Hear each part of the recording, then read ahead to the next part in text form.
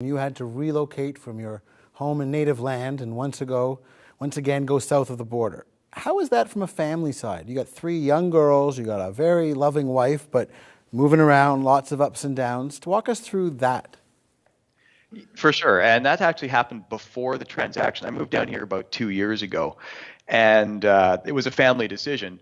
I mentioned earlier that when you're an entrepreneur, you have to go where you have to go to get stuff done.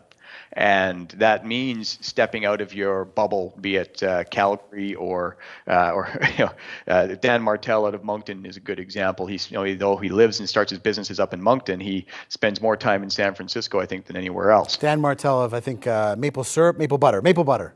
Maple Butter. He was co-founder of Spheric, that was a great success story, and then Flowtown, that was acquired by Demand Force. So the key point being, I was doing what I needed to do. I was most of my publishers. The publishing world lives and breathes in New York, so I was in New York 1 week every month.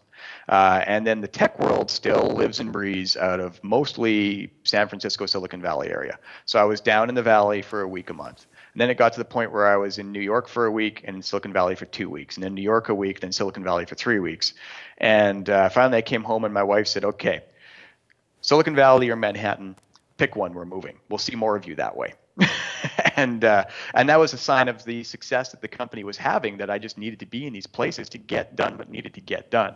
So we decided, it'll be an adventure. Let's try it out. So we moved down, and for us, it's been great.